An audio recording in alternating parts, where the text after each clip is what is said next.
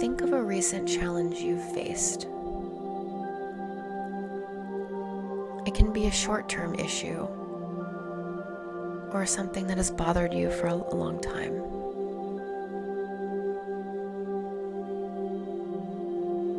Could this perceived problem potentially offer an answer or a key step into something greater in your life?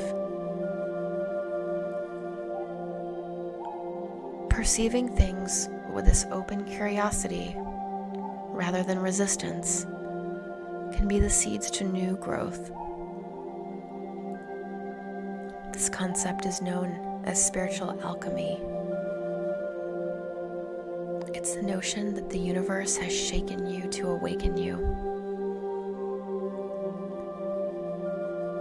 The struggle is but a blip in your ultimate reality of peace and expansive love.